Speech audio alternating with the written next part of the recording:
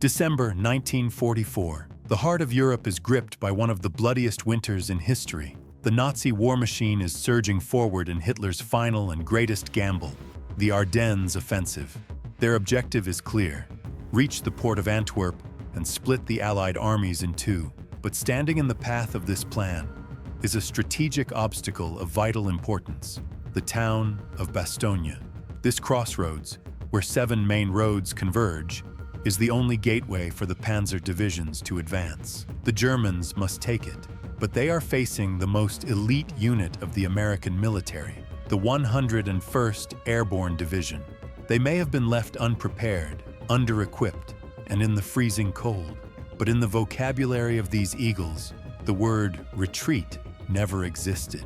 Bastogne is not just a defense of a town. Bastogne is a masterpiece of American logistical and strategic flexibility. When the 101st Airborne was called for this mission, many of them were on leave or resting. They were thrown into the heart of that hell, piled into trucks with summer uniforms, limited ammunition, and zero protection against the brutal winter conditions. The command structure that sent them there knew one thing: if the American soldier holds a position, it becomes an impenetrable fortress. When Bastogne was surrounded, the Germans had the numerical advantage, but American military intelligence and individual initiative would push that numerical superiority aside. This is one of the greatest examples of strategic stubbornness in history. As the blizzard reduced visibility to zero and the roar of German Tiger tanks began to echo through the forests, the 101st Airborne was completely surrounded.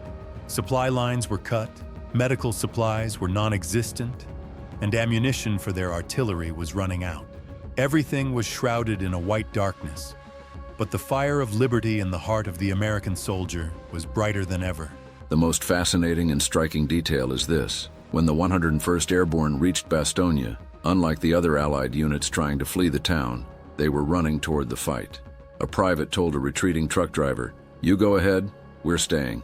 The American genius here is hidden in the perimeter defense tactic. General McAuliffe knew that every single bullet had to find its mark. Resources were limited, but American patriotism and discipline were infinite. The Germans thought they had them surrounded. In reality, they had just gathered the American eagles in one place. This is not just a story of resistance. It's a story of those who risked everything for freedom. We will continue to declassify every moment of this epic defense. If you want to witness this great American legacy, subscribe to our channel and hit that bell icon. In your opinion, what is the greatest victory in military history that was called impossible but won by American resolve? Share it with us in the comments. Professor Vance will personally analyze each one. December 22nd, 1944. Bastogne had turned into a crater hammered by shells. The Germans had completely encircled the town, attacking from all sides with heavy artillery. 4 German soldiers carrying white flags approached the American lines. They held a paper in their hands, an official ultimatum of surrender from General von Luttwitz. The message was crystal clear: the town is surrounded. Surrender or expect total annihilation. The American soldiers were starving, freezing, and nearly out of ammo, but their leader's response would be etched into American history in golden letters. When General McAuliffe read the ultimatum, his first reaction was completely natural and uniquely American. He simply said, "Nuts." When his staff officers asked how to put this response on paper, McAuliffe ordered, "Write it just like that."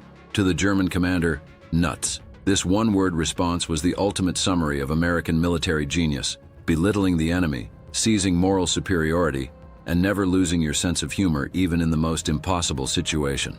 When this reply reached the German headquarters, the German officers couldn't even grasp what it meant. The American spirit possessed a flexibility and courage that the rigid, cold bureaucracy of the Nazis could never understand.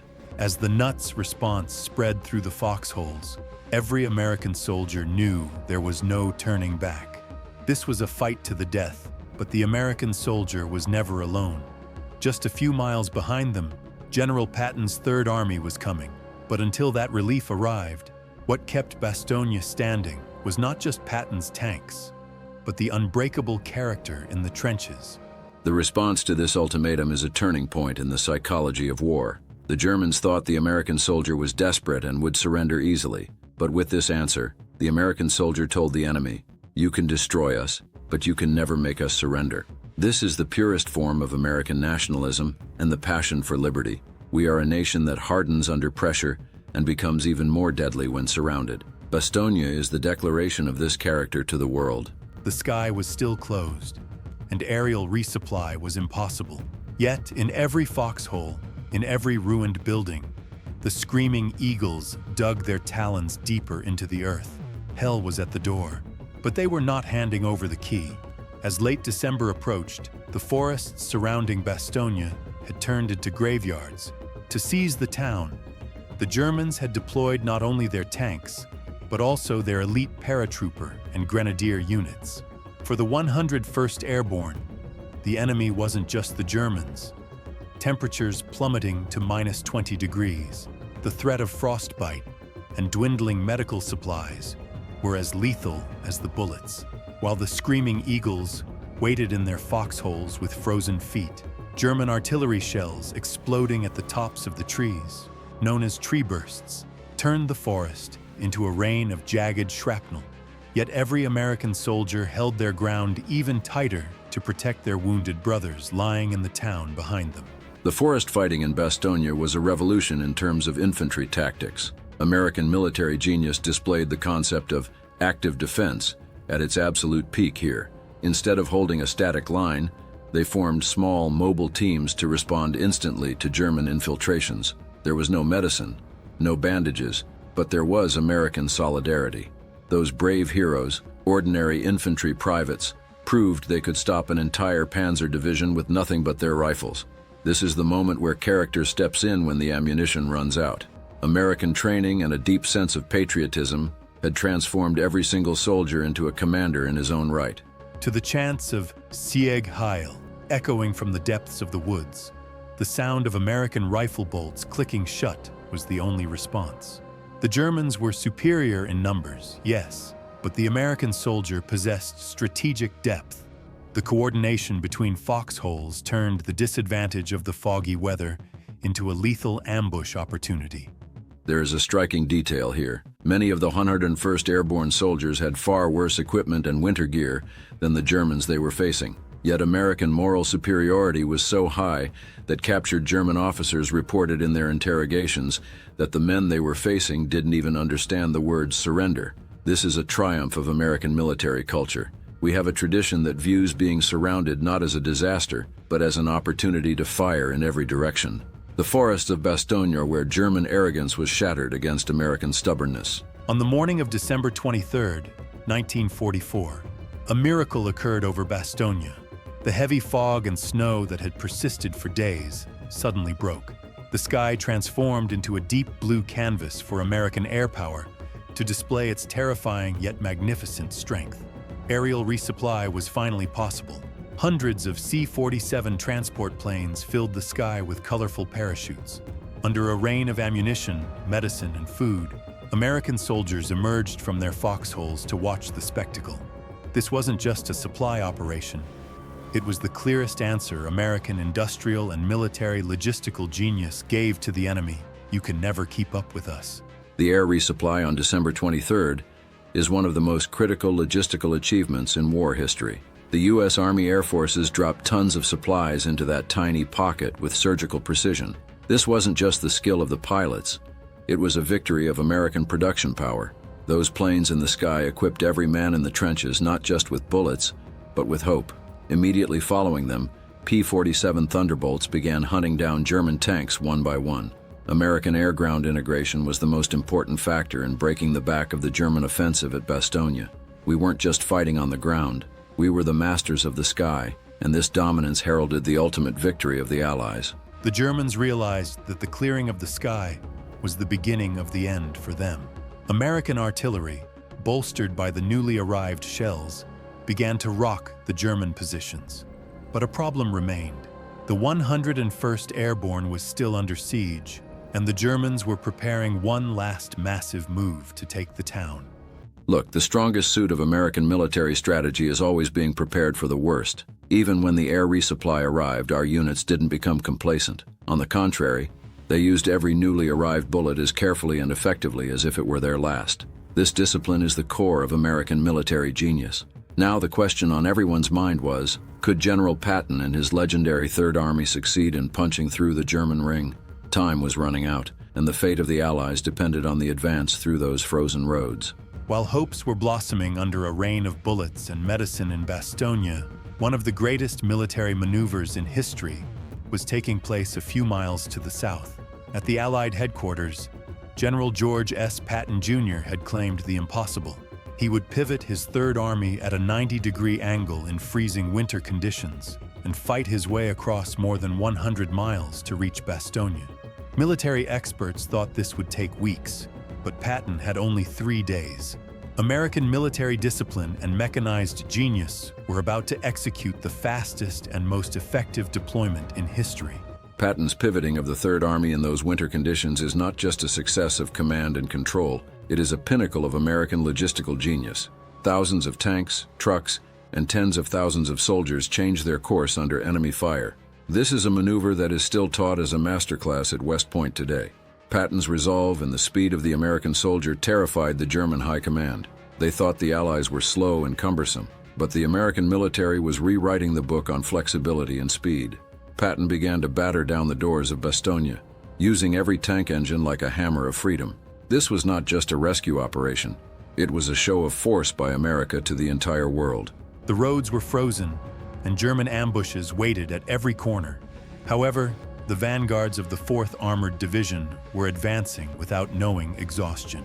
While P-47s in the sky cleared their path, the tankers on the ground were risking their lives to save their brothers in Bastogne. American nationalism was being reborn that day on those frozen roads, in the tracks of every tank tread.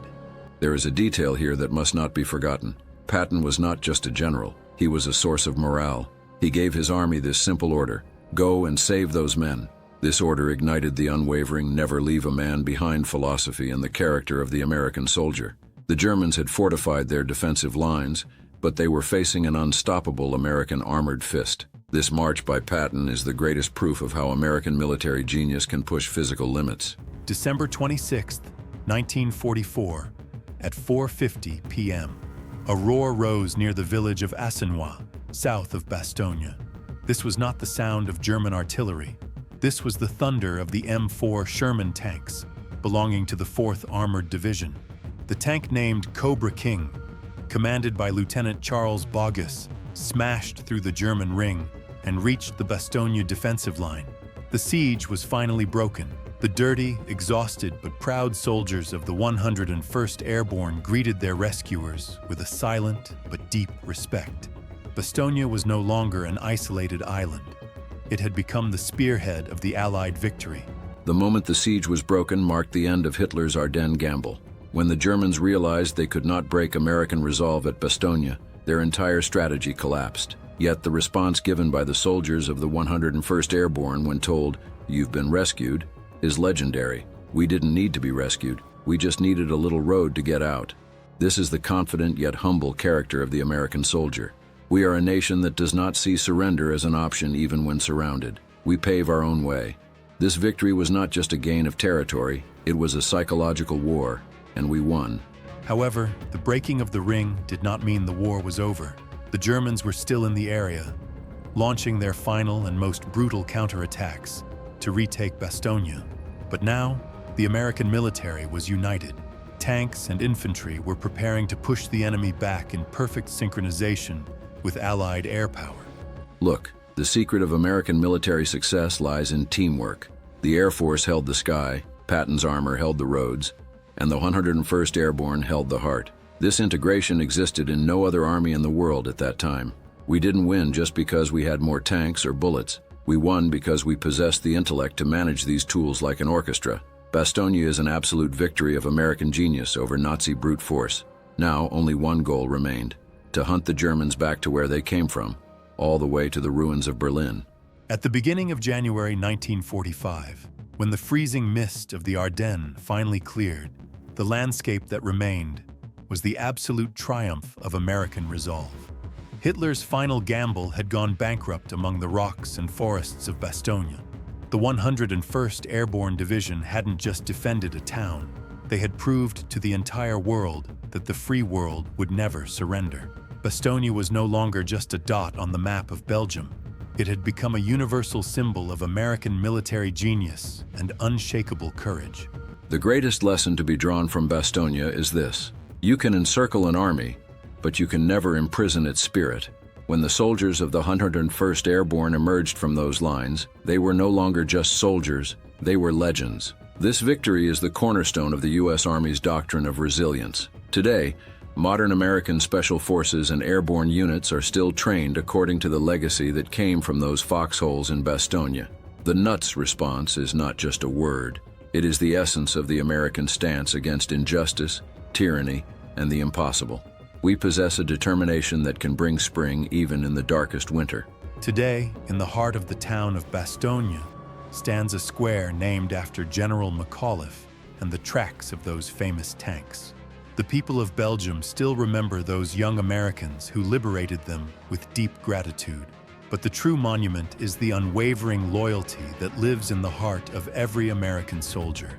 Bastogne is the declassified proof of how American military genius is won not just with technology, but with character. Look, my friends, why are we leafing through these dusty pages of history? Because we need to know upon what foundations we stand to build the future. Bastogne showed us that when the American spirit is united with a righteous cause and a correct strategy, no power can stand against it. Every man who fought in those snowy forests is an architect of our freedom today. We, at the War Room, will continue to protect the legacy of these heroes and tell the world of their genius. Remember, eagles never give up. They only soar high for the next strike. As we close this file of the War Room archives, we remember once again that freedom is never free. This epic, written in the frozen soil of Bastogne, will continue to echo wherever the American flag flies. We've reached the end of another file. What do you think about the resilience shown by the 101st Airborne in that impossible situation? If you were in those foxholes, what would have kept you standing in that freezing cold? Let's meet in the comments and discuss this great legacy together. See you in the next strategic analysis. Stay vigilant, stay patriotic. I am Professor Vance. This is The War Room. Farewell.